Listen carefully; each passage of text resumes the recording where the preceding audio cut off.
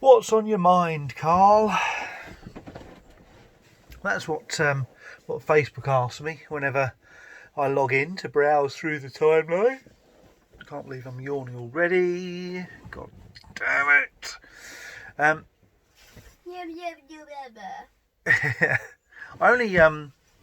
only tend to do that once a day though. At the start of each day, I trawl through the goings on of the past day or so, and I pick out some bits that are notable for me to share with the world, and I share it with whether the world cares or not.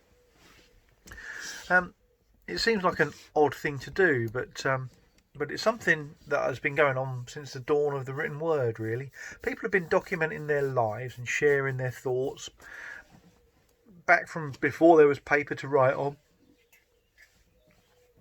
They were writing on cave walls or whatever. They were putting their experiences. Yeah, that's right, actually. They were putting their experiences down for other people to read. It's no different now, really, is it? We're all writing stuff and putting stuff out, our little cave paintings out to the world. Oh, dear me. So yeah, I really enjoy the process of unloading my mind. Not entirely, of course. Not no one needs to read everything. But yeah, when I unload my mind into these daily posts, I've come to quite enjoy it, really. I've never ever written a diary consistently for any period of time, and certainly not for such a long period of time as this. Even when I've been on backpacking trips and adventures, I've started a daily journal with great intent at the beginning of the trip and gradually grown to not be asked with doing it.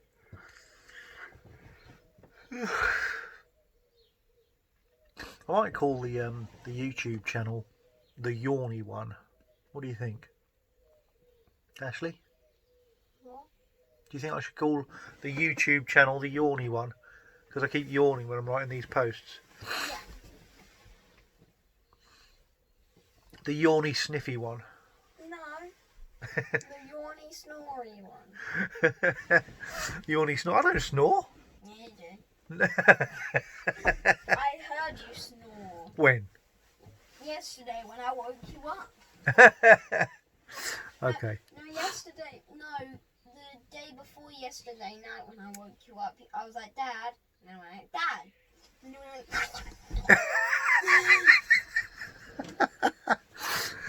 Oh dear. you weren't listening. I've lost where I am now. You weren't listening to me because you were asleep. You were like, Okay, all right, fair enough. I don't believe you. no, it's true. Yawny. Right, come on. I've had coffee as well. So, where was I? Yeah, even when I've been on backpacking trips and adventures, I've started a daily journal with great intent at the beginning of the trip, only to not be asked with it after a little more than a few days. So relying on my memory when I've written up my notes after the event is, it means that, I suppose some of the points are the more memorable things that I've written about, but the detail's not there. My most recent trips haven't been recorded in words at all. So why now? In the spring of 2020, what's so important that I feel the need to write every morning? Well, it started on March the 24th with this post. There's always a place for positivity. Negativity is never required, not ever. Morning, folks. There is a place for positivity through all this. Positivity makes good things manifest. There is no place for negativity. Negativity makes either nothing happen or it makes bad things and feelings manifest. Wait, is it the morning already? Yes. Sorry. I know it's hard to consider positives in this utterly mystifying time, yet there are more here than you can shake a stick at. You each have the magic in you to make this more bearable.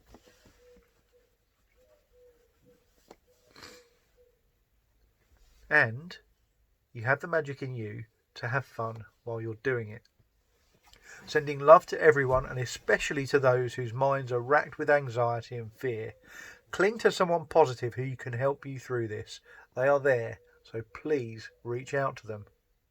And that was the post on the 24th of March. And we're now, 3 months? 3 months? Feels like 3 months. 2 months in. But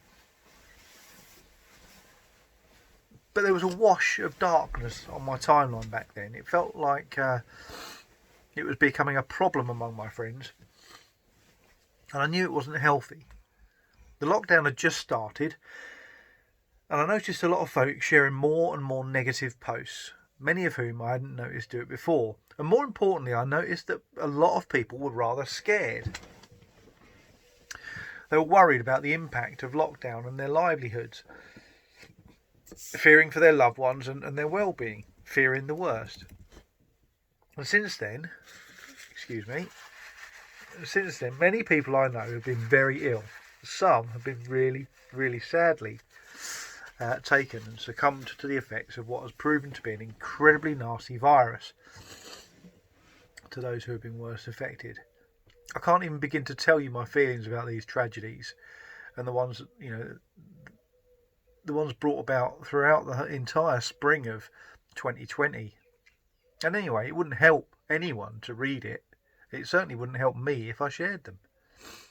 Yet, I could see the positives among it all.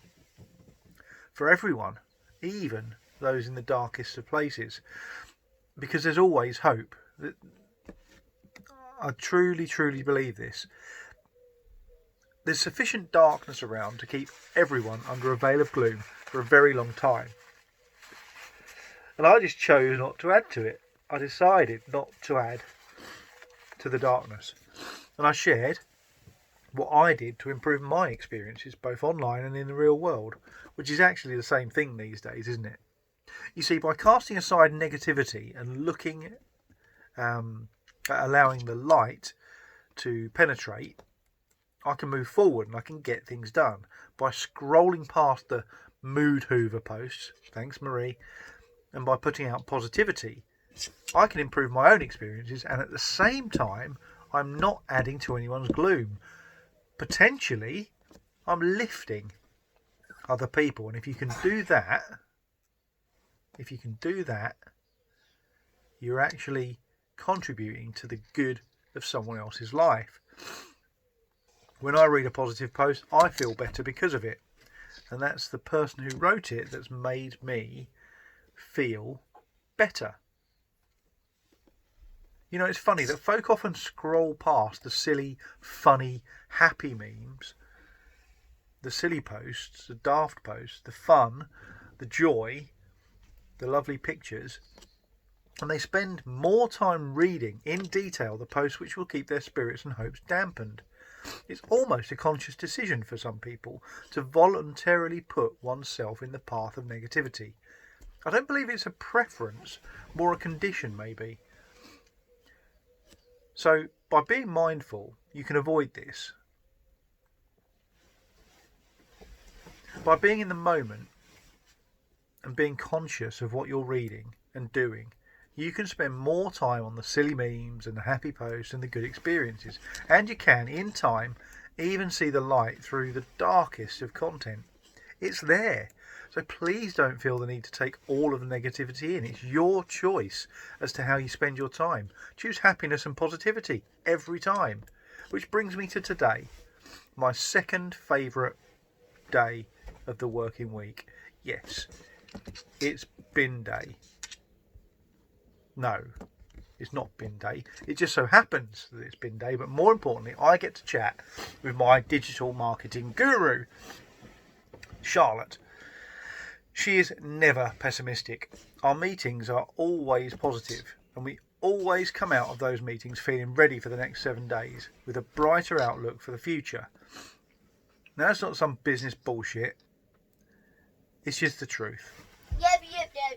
Sorry for swearing, Ashley. I just can't wait until 11 o'clock today when we'll have our meeting and discuss how we're going to bring British Wildlife Tales and Shukbop to the world. And finally, I'll just take a moment to look at yesterday, illustration workshop day, which was brilliant. I got out in the sunshine for the post run, I sat down with 30 odd happy souls to do some drawings. An orange-tipped butterfly was the subject yesterday. Yeah, I like butterflies. And after that, I began the final edit of Glade Runner.